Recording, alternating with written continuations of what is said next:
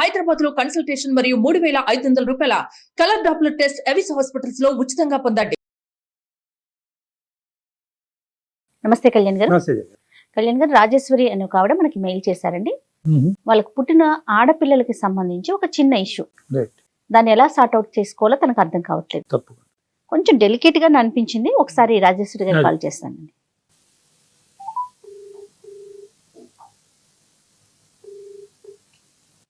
Hello hello Rajeshwari గారండి? అవునండి, నేను జయానండి, అందమైన జీవితం ప్రోగ్రామ్ నుంచి కాల్ చేస్తున్నాను. నమస్కారం మేడం. నమస్తే అండి. నమస్తే, బాగున్నారా? బాగున్నాను మేడం. రైట్, మీ మెయిల్ చూసానండి. డాక్టర్ కళ్యాణ్ చక్రవర్తి గారు కూడా మన స్టూడియోలో ఉన్నారు. ఓకే, ఒకసారి మాట్లాడతారా? మాట్లాడతాను మేడం. ఎస్. నమస్తే రాజేశ్వరి గారు. నమస్కారం సార్. నమస్తే అమ్మా. ఏంటమ్మా మీ పిల్లల గురించి ఏదో సమస్య అని అన్నారు, ఏంటో వివరాలు చెప్పండి. అవును సార్, అందుకని నేనే పెట్టాను. చెప్పండి. నా పేరు రాజేశ్వరి. మేము డబ్బు పరంగా, ఆస్తి పరంగా చాలా బాగా ఉన్న వాళ్ళమేనండి. డబ్బు గురించి ఏం ప్రాబ్లం లేదు మాకు.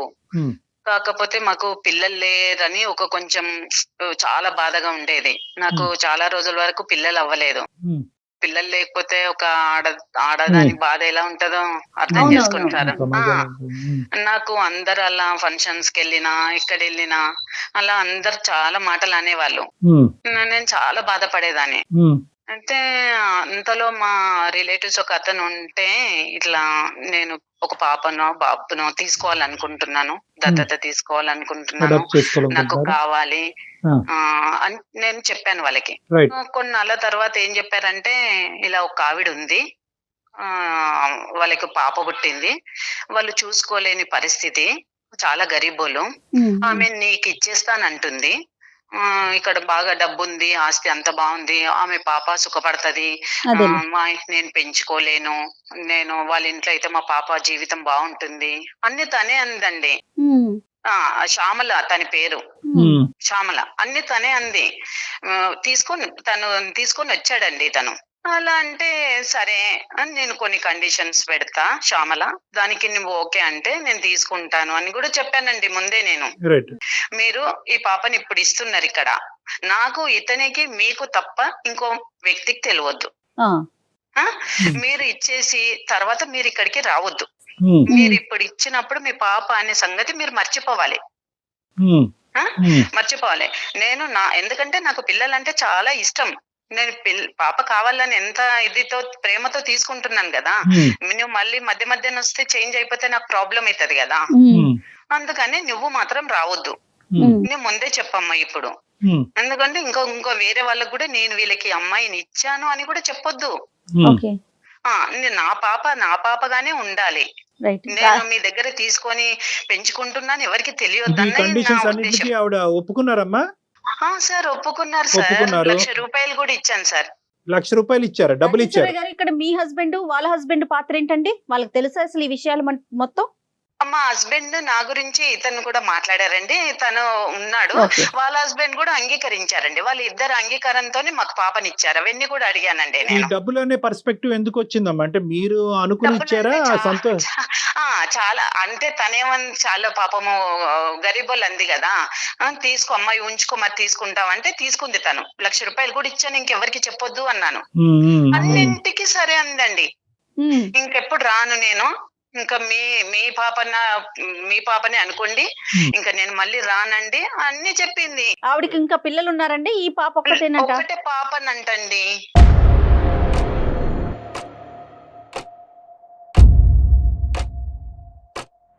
పుట్టగానే మీరు తీసుకున్నారమ్మా. దీన్ని దత్తత అని కూడా అనలేము. అడాప్షన్ అనేటటువంటిది ఒక లీగల్ ప్రాసెస్, ఒక సెక్షన్ బట్టి బైండ్ అయ్యి ఉంది. దానికి కొన్ని లీగాలిటీస్ ఉంటాయి, కొన్ని స్టెప్స్ ఉంటాయి. కేవలం మీరు ఒక కండిషన్స్ పెట్టడం, ఆవిడ కండిషన్స్ కి తల ఊపటం, మీరు బిడ్డను తీసుకోవటం, ఆవిడ డబ్బులు ఇవ్వటం అనేది కాదు. ఇంత ఈజీగా ప్రాసెస్ అయిపోతుందని చెప్పి మీరు తీసేసుకున్నారు.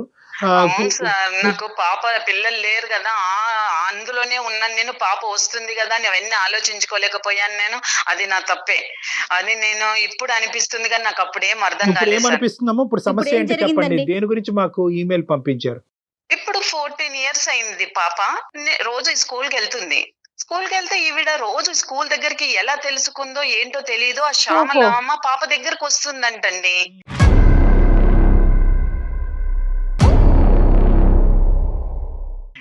వస్తుంది. అయితే మా పాప ఏం చెప్పిందంటే, ఎవరో ఒక పెద్ద ఆవిడ వస్తుంది రోజు నా దగ్గరికి, నన్ను చాలా బాగా చూసుకుంటుంది మమ్మీ. నన్ను చాలా ఒకరోజు బర్త్‌డే రోజు ఇంటికి తీసుకెళ్ళి పాయసం వండి పెట్టిందంటండి.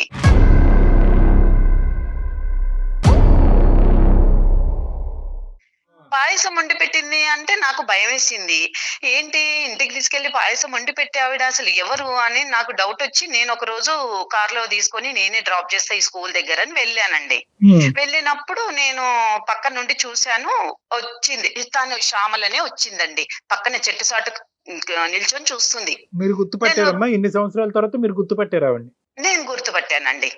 నేను గుర్తుపట్టాను.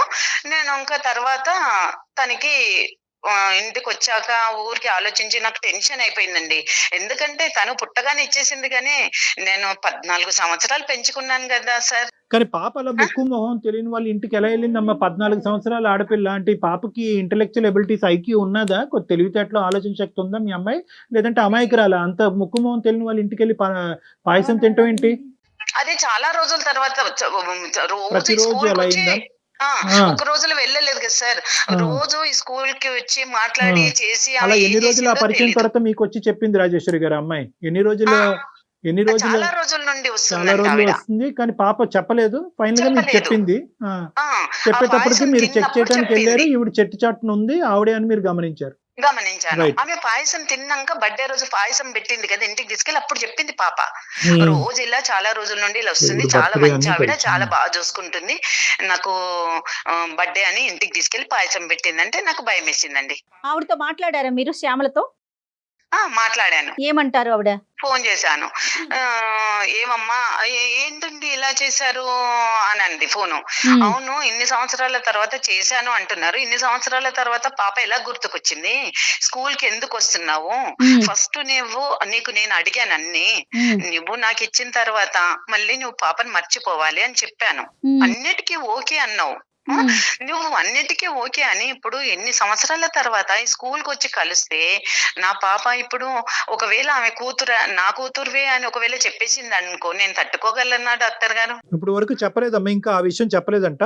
చెప్పలేదు. మరి పాపని ఎందుకు కలవటానికి వస్తుందంటే ఏంటి ఆవిడ ఉద్దేశం ఏంటి?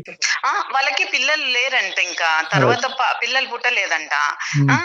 పిల్లలు పుట్టకపోతే ఇప్పుడు 14 సంవత్సరాల తర్వాత ఈ పాప గుర్తుకొచ్చి ఇప్పుడు వస్తే నేను కూడా పుట్టలేదని తీసుకున్నా, ఆమె ఆలోచించాలి కదా. నేను అదే అన్నాను, ఇప్పుడు నీకు పుట్టలేదు అంటున్నావు, నేను అదే దాంట్లో ఉండే నేను తీసుకున్నాను కదా, ఆ స్థితిలోనే ఉన్నాను. అప్పుడు ఆమెకు అర్థం అవ్వాలి కదా.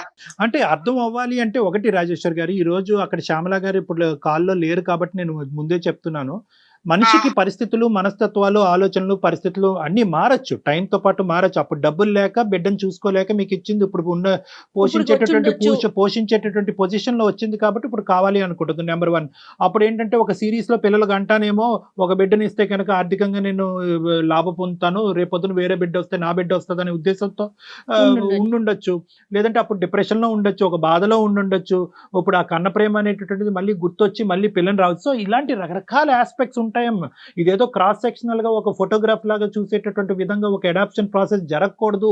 దీనివల్ల కుటుంబాల మధ్యన చిచ్చు అనేటటువంటి అంశమే కాకుండా బిడ్డ మీద ప్రభావం పడుతుందనే ఉద్దేశంతోనే దీన్ని ఒక చట్టబద్ధమైనటువంటి ఒక ఆస్పెక్ట్ కింద గవర్నమెంట్ తీసుకురావటం ఉంది. ఇది కాన్స్టిట్యూషన్ లో ఒక ఇంపార్టెంట్ సబ్జెక్ట్. నాకు భయం పట్టుకుంది సార్, నేను ఇంత కంటికి రెప్పల పాపను చూడటం వరకేనా, లేదంటే పాపని తీసుకెళ్ళటం కూడా ఆలోచన ఉందా? అంటే మళ్ళీ అందుకనే నేను ఆవిడకు మాట్లాడాలి సార్, నేను ఇక్కడ వరకు తీసుకొచ్చాను, మెయిల్ పెట్టాను, మాట్లాడాలని నాకు భయంగా ఉంది సార్. కాదమ్మా, మీరు మాట్లాడిన దాన్ని బట్టి శ్యామల ఉద్దేశం ఎలా అనిపిస్తోంది? పాపను తీసుకెళ్లిపోవాలనే ఉద్దేశం ఉన్నట్టుందా?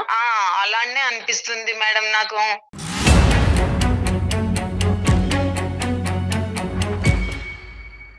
కాదు కళ్యాణ్ గారు, ఇప్పుడు చట్ట ప్రకారంగా మనం అడాప్షన్ అనేది జరగాలని చెప్తున్నారు, ఓకే, అంతవరకు కరెక్టే, బాగుంది. కానీ మా తల్లికి బిడ్డను చూసుకోవాలనే ఒక కోరిక ఉంటుందండి, అది మాతృత్వానికి మాత్రమే తెలుస్తుంది. దాన్ని ఆపటానికి చట్టం అంటే అది చట్టానికి లోబడే చేయాలా? కరెక్ట్ జగర్. ఇప్పుడు ఏంటంటే చట్టబద్ధత అనేది ఎందుకు వచ్చింది అంటే కనుక ఇట్స్ హైలీ కాన్ఫిడెన్షియల్. ఈ తల్లిదండ్రులకు వాళ్ళెవరో తెలియదు, ఆ తల్లిదండ్రులకు వీళ్ళెవరో తెలియదు. అవునవును. ఆ విధంగా మెయింటైన్ చేస్తూనే అడాప్షన్ ప్రాసెస్ అనే దానికి ముందుకెళ్ళటం అనేది జరుగుతూ ఉంటుంది. అందు గురించి ఏంటంటే అడాప్షన్ కి ఇచ్చేటటువంటి పేరెంట్స్ ముందుగానే తేల్చుకునేటటువంటి పరిస్థితి అన్నమాట. మీరు ఎవరికి ఇస్తున్నారో తెలీదు, మీరు ఒకసారి ఇచ్చిన తర్వాత మీ మనసులో తీసేసేయాలి అనేటటువంటి కండిషన్ కి మీరు ఒప్పుకుంటేనే దీనికి ముందుకెళ్ళాలని. సో అదంతా ముందే ఉంటుంది. రైట్, ఇప్పుడు ఏమంటారండి రాజేశ్వరి గారు, మీ ఒపీనియన్ మీరు ఏం అడుగుతున్నారు? ఆవిడకు మీరన్నా చెప్తారేమో అని నేను మెయిల్ పెట్టాను మేడం.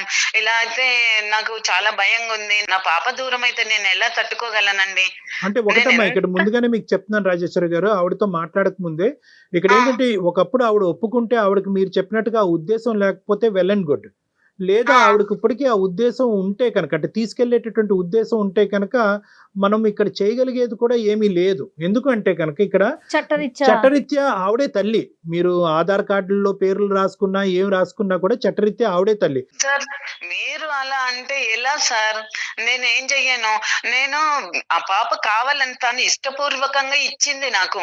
నాకు పిల్లలు లేరని ఇష్టపూర్వకంగా ఆమె కనగానే వదిలించుకుంది. కానీ నేను 14 సంవత్సరాలు కష్టపడి పెంచుకున్నాను సార్. ఇప్పుడు ఆవిడ కన్న ప్రేమ, మీరు పెంచిన ప్రేమ, ఈ రెండు ఈక్వలే. ఇప్పుడు నేను అది కాదనట్లేదు.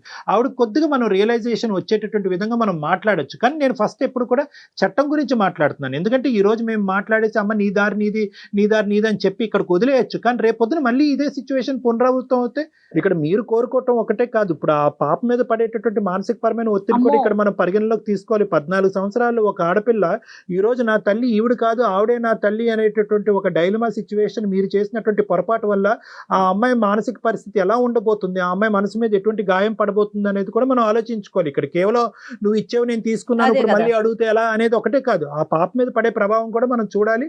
అన్ని ఆస్పెక్ట్స్ లో మనం చూడాలంటే ఫస్ట్ శ్యామల గారితో మనం మాట్లాడాలి. మీరు మాట్లాడి చెప్పండి సార్ తనకి. నేను వదులుకొని ఉండలేను సార్. మీరు మాట్లాడతారని నేను మెయిల్ పెట్టాను. మీరన్నా చెప్పండి సార్ ప్లీజ్. చూద్దాం ఆవిడ ఒపీనియన్ ఏంటో తెలుసుకుందాం. ఒకసారి ఆవిడకి కనెక్ట్ చేస్తారండి మీరు శ్యామల గారికి? చేస్తాను మ్యామ్. Okay ma'am. మీరు కూడా స్మూత్ గా హ్యాండిల్ చేయండి తన లైన్ లోకి వచ్చాక. ఏమండి? Okay okay. రైట్. మీరు మాట్లాడుతున్న వ్యక్తి మీ పాపం కాల్ ను హోల్డ్ లో మెచ్యూర్ అయిపోయింది, ఉంచారు. పెద్ద పిల్ల అయిపోయింది కదండి. తెలుగు 14 ఏళ్ళు అంటే ఆలోచన టీన్స్ లోకి వచ్చేసింది కదా. హలో హలో హలో శ్యామల, చెప్పండి. నువ్వు ఊరికే రోజు వచ్చి మా పాపను కలవడము, స్కూల్ దగ్గర అలా చేయడము నాకు చాలా టెన్షన్ గా ఉంది శ్యామల. నువ్వెంత చెప్పినా అసలు వినట్లేదు. నేను అందుకనే ఆ సార్ వాళ్ళకి మెయిల్ పెట్టాను. సుమన్ టీవీ కళ్యాణ్ చక్రవర్తి సార్ ఉన్నారు కదా, నేను వాళ్ళకి మెయిల్ పెట్టాను. ఒకసారి వాళ్ళకి లైన్ లో ఉన్నారు, మీరు మాట్లాడండి. అమ్మ శ్యామల నమస్తే అమ్మా. నమస్కారం సార్. మా ప్రోగ్రామ్ గురించి మరి నీకు తెలుసో తెలీదు, నా పేరు డాక్టర్ కళ్యాణ్ చక్రవర్తి అమ్మ. సుమన్ టీవీ అందమైన జీవితం నుంచి మాట్లాడుతున్నాం. ఓకే అండి. ఏంటమ్మా అసలు పరిస్థితి ఏంటమ్మా? అంటే మీరు చాలా చిన్న వయసులో పాపని వాళ్ళకి ఇచ్చారంటే దత్తత అని కూడా మనం చెప్పలేము, అడాప్షన్ అని కూడా అనలేము. ఎందుకంటే లీగల్ గా మీరు ఎవరు వెళ్ళలేదు, మీరు ఇష్టపడ్డారు, ఆవిడ తీసుకున్నారు బేబీని. ఇప్పుడు మళ్ళీ 14 సంవత్సరాలు అయిన తర్వాత పాపని మళ్ళీ మీరు దగ్గర అవటానికి, పాప దగ్గర స్కూల్ దగ్గరికి రావడానికి, కలవటానికి, ఇన్ఫాక్ట్ ఆ అమ్మాయి బర్త్డే కూడా గుర్తు పెట్టుకుని ఆ అమ్మాయికి ఇంటికి తీసుకెళ్ళటం, ఏవో ఇప్పించటం అవన్నీ జరిగినాయి అంటే అసలు ఏంటమ్మా మీ ఉద్దేశం ఏంటి? ఎందుకు అలా చేస్తున్నారు ఏంటి? సార్ నమస్కారం అండి. నమస్తే అమ్మా. అది ఏంటంటే నాకు ఒక పాప పుట్టింది. అవునమ్మా. దాన్ని పెంచుకునే స్థితిలో నేను లేక అవును. నేను చాలా కష్టాలు పడుకుంటా వచ్చాను. కరెక్ట్. నేను కష్టాలు పడ్డదని నా కూతురు కూడా కష్టాలు పడద్దు అని చెప్పేసి సరేలే అని చెప్పేసి ఎవరి ద్వారానో నేను ఒకరి ద్వారా విన్నానండి ఈవిడ గురించి. విన్న తర్వాత సరే నేను బాగుపడకపోయినా పర్వాలేదు, నా కూతురైనా కానీ మంచిగా బాగుపడాలి, మంచి స్థితిలో ఉండాలి, నేను పడ్డ కష్టాలు నా కూతురు పడకూడదని చెప్పేసి నేను దత్తత ఇవ్వడానికని నేను ముందరకు వచ్చానండి. ఇష్టపూర్వకంగానే ఇచ్చారమ్మా? అంటే నా ఇష్టపూర్వకంగానే ఇచ్చాను. కన్న ప్రేమ కదండి. నేను ఏంటంటే పిల్ల సుఖపడాలని ఇచ్చారు. పిల్ల సుఖపడాలి, నేను పడ్డ కష్టాలు నా కూతురు పడకూడదు, నేను పెంచుకునే స్థితిలో నేను లేనండి. అదేలే. నేను పెంచుకునే స్థితిలో నేను లేక ఎవరి ద్వారానో నేను విన్నాను. దానికి మీ భర్త కూడా ఏకీభవించారమ్మా? ఏకీభవించారండి.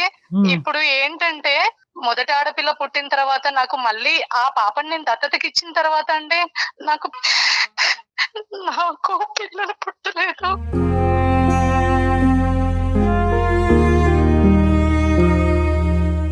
ఆ పాపని దత్తతకి ఇచ్చేసిన తర్వాత నా ఇంటి పరిస్థితి చాలా మారిపోయిందంటే.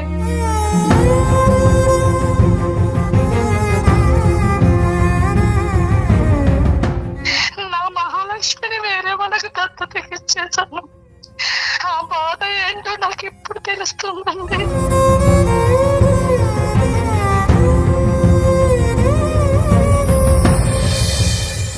ఒకసారి నా కూతురు పుట్టినరోజుని మా పాపని ఇంటికి తీసుకెళ్ళానండి. కొంచెం పాయసం వండి పెట్టాను. నా కన్న కడుపు తట్టుకోలేక ఆ అమ్మాయి అంటే నాకు ఇంకా పిల్లలు పుట్టరు కదా, ఇదే పాప అనుకొని నేను అలా ప్రేమగా చూసుకుంటున్నానండి అంతే.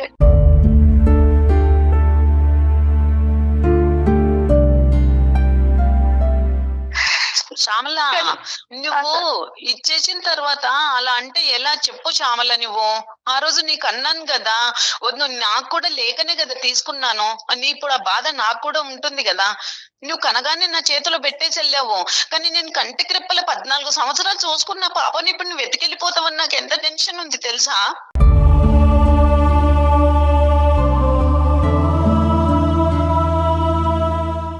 నేను ఎత్తుకెళ్ళిపోవడానికి అనట్లేదండి. మరి రోజు ఎందుకు వస్తున్నావు పాప దగ్గరికి? రోజు ఎందుకు పాపని బర్త్డే అని తెలిసి ఇంటికి ఎందుకు తీసుకెళ్ళావు? నేను తట్టుకోలేకపోతున్నా శ్యామల. నీకు ఫస్ట్ కూడా చెప్పాను, కండిషన్ ఏం పెట్టాను నేను, చెప్పానా లేదా? అవును. పాపను నాకు ఇచ్చిన క్షణం నువ్వు మర్చిపోవాలి, మళ్ళీ పాప దగ్గరికి నువ్వు రావద్దు.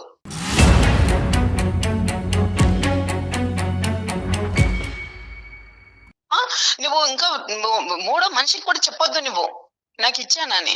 అలాంటప్పుడు నేను ఎంత అల్లారు ముద్దుగా పెంచుకున్నాను చెప్పు. నా పాప లేకపోతే నేను ఎలా ఉంటాను? ఇప్పుడు నువ్వు కానీ ఇచ్చినా నాకు లేరు అని నువ్వు ఏడుస్తున్నావు, కానీ అంతకెక్కువ శోకం నాకు మిగులుతుంది కదా.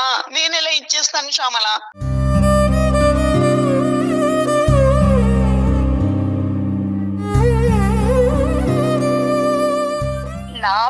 నా పాప అంటున్నారే కానీ 9 నెలలు మోసి కడుపు కట్టుకొని నేను కడుపుతో ఉన్నప్పుడు కూడా తిండికి లేక నా కూతురు బ్రతకాలని కూలి పని చేసుకుంటూ అది చేసుకుంటున్నా కడుపు. నేను బిడ్డను కన్నాను, పెంచుకునే స్థితి లేకనే నీకు నేను ఇచ్చాను, కానీ ఇప్పుడు నాకు మొత్తానికే పిల్లలు పుట్టారని తెలిసాక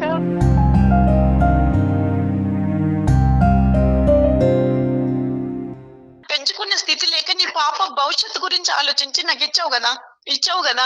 మరి నీ పాప నేను ఎంత బాగా భవిష్యత్తు ఇస్తున్నా, మంచి భవిష్యత్తు ఇస్తున్నాను, మంచి చూసుకుంటున్నాను.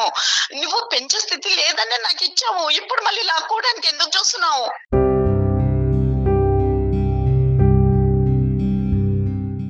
నా పాప అంటున్నారే కానీ నా కన్న కడుపు, నా కన్న కోత, నాకు కడుపు కోత ఎంత ఉందో కన్నదానికి తెలుస్తుంది.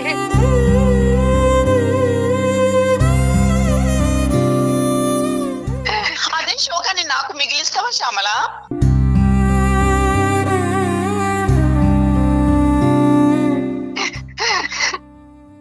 నువ్వు తీసుకెళ్ళిపోతే ఇప్పుడు నాకు అదే పరిస్థితి అవుతుంది కదా.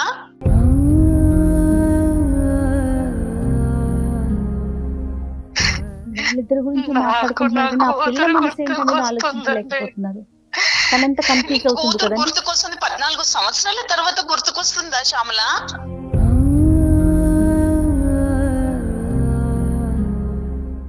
శ్యామల గారు ఇప్పుడు నేను కొద్దిగా అమ్మ నాకు పూర్తి స్థాయి సానుభూతి ఉందమ్మా. అంటే మీరు తెలుసో తెలియకో తొందరపాటుతోనో పరిస్థితుల వల్లనో బిడ్డకి మంచి అనుభవం ఇవ్వాలనేటటువంటి ఆలోచనతో చేసినటువంటి ఆలోచన.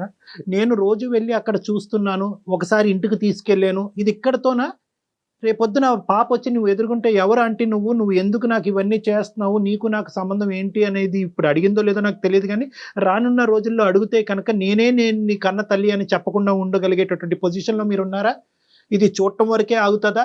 ఇది ముందు ఏ విధంగా దారి తీయబోతుంది అనేటటువంటిది ప్రధానంగా రాజేశ్వరి గారికి ఉన్న ప్రశ్న. ఇప్పుడు మీకున్నటువంటిది బాధ మాకు అర్థం అవుతుంది, ఎందుకంటే కన్న తల్లిగా మీకు ఆ మమకారం ఉండొచ్చు. కానీ ఈ రోజు ఎప్పుడు వచ్చారు మీరు?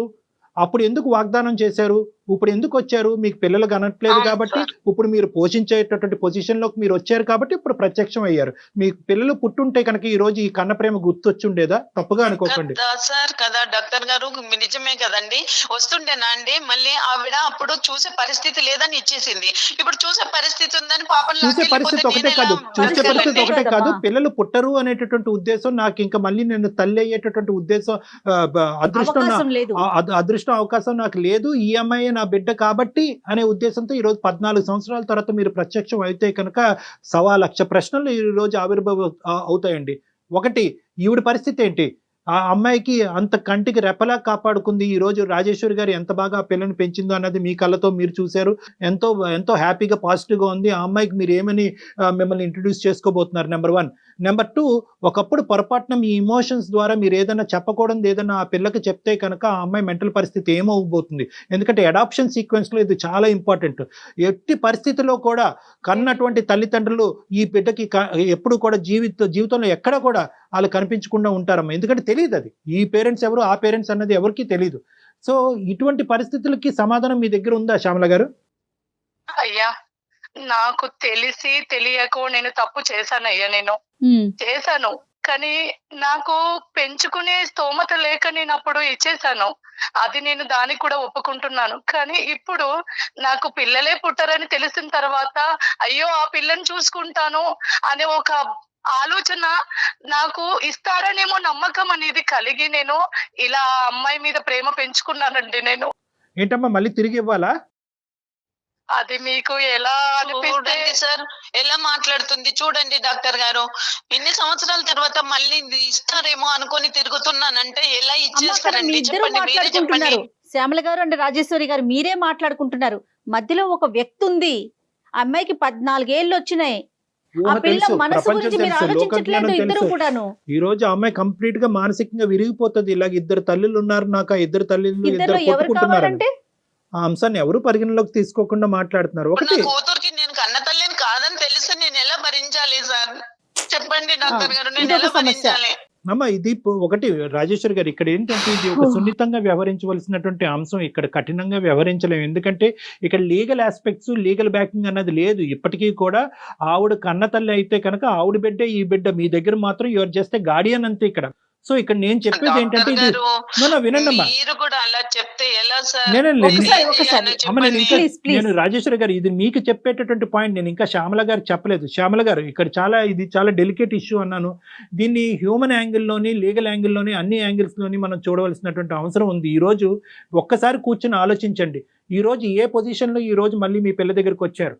మీకు స్తోమత పెరిగిన తర్వాత వచ్చారు. మీకు మళ్ళీ బిడ్డలు పుట్టరు అనే ఉద్దేశం వచ్చిన తర్వాత ఇక్కడికి వచ్చారు. కాబట్టి ఇది కండిషనల్గానే ఉంటుంది. ఒక తెలివైనటువంటి ఒక బిడ్డ 14 సంవత్సరాలు వచ్చినటువంటి ఒక ఆడపిల్ల ఈరోజు నా తల్లి ఈ తల్లి కాదు ఆ తల్లే నా తల్లి, ఆ తల్లి కూడా ఇంతే విధంగా ప్రేమిస్తుంది అంటే కనుక ఆ అమ్మాయి మనసులో క్రియేట్ అయ్యేటటువంటి భయానకమైనటువంటి సందిగ్ధ పరిస్థితి అది వర్ణనాతీతో చాలా కష్టం అది రిజాల్వ్ చేయటం. మీ బిడ్డ సంతోషంగా ఉండాలి, ఆనందంగా ఉండటమే కదా మీకు కావాలి శ్యామల. మీ దగ్గరకు తీసుకొచ్చేసుకుంటే ఇన్ని సంవత్సరాల నుంచి లేని ఇప్పుడు మీ మీద ప్రేమ ఎలా వస్తుంది తనకి? ఒకవేళ వచ్చినా తను ఎంత కన్ఫ్యూజ్ అవుతుంది కదా. అసలు విషయం ఇంకా తనకి తెలీదు. శ్యామల, నువ్వు రోజు వెళ్ళి కలిసి మాట్లాడేసి వస్తున్నా నీ పాప అనుకుంటున్నావు కదా. అసలు విషయం తెలుసా? అసలు నీ పాపని నువ్వు చూడనే లేదు. ఆ పాప నాకు తర్వాత నీ పాపని తీసుకున్న తర్వాత పుట్టిన పాప. ఆ పాపని చూసావు నువ్వు, నీ పాపని కాదు.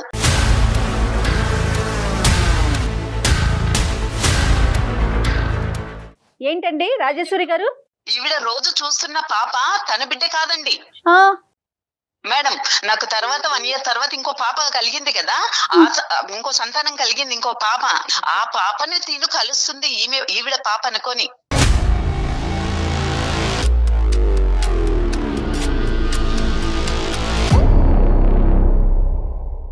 ఈవిడ నమ్మాలే అమ్మ అని ఎలా పిలుస్తుంది, ఎలా ఈవిడ దగ్గరికి వెళ్తుంది అనుకుంటుంది?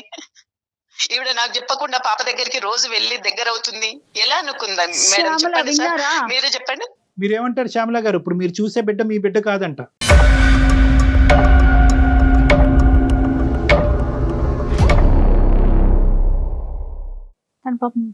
షాక్ అయిపోయింది. ఏమి మాట్లాడాలో నాకు అర్థం కావట్లేదు సార్. మరి నా పాప వల్ల ఆమెకి ఇంకొక పాప పుట్టినప్పుడు ఈ పాపని ఇవ్వడానికి ఏమి ఆవిడకి ఆలోచన చెప్పండి. ఇప్పుడు నాకు మొత్తానికి పిల్లలు పుట్టరని తెలిసింది. ఇక్కడ ఏంటంటే మీ అమ్మాయిని మీరు గుర్తు పట్టలేనటువంటి విధంగా ఆ అమ్మాయి ఎదిగింది. ఈవిడకి పుట్టినటువంటి బిడ్డ నా బిడ్డ అనుకుని బ్లైండ్ గా ఈ అమ్మాయితోనే మీరు ఒక బాండింగ్ ఏర్పాటు చేసుకున్నారు. నేను అడగడంలో న్యాయం ఉందా అన్యాయం ఉందో అది మీరే చెప్పాలండి. తనకి ఆల్రెడీ ఒక పాప ఉంది. నా కారణంగా నా పాప వల్ల ఇంకో పాప పుట్టింది కదా. 1,00,000 రూపాయలు డబ్బులు ఇస్తే కూడా తీసుకున్నావు, మళ్ళీ పాప దగ్గరికి రానన్నావు. చూడనన్నావు. ఒకవేళ ఇప్పుడు పిల్లలు పుడితే రాకపోతుంటేవి కదా, పిల్లలు పుట్టకపోతే ఈ పాప గుర్తొచ్చిందా? నేను ఎంత అల్లారు ముద్దుగా పెంచుకున్నాను, నా ప్రాణం కంటే ఎక్కువ ఆ పాప లేకుంటే నేను బ్రతుకుతానా? ఇప్పుడు నువ్వు అడిగితే నేను ఎలా ఇచ్చేయాలి?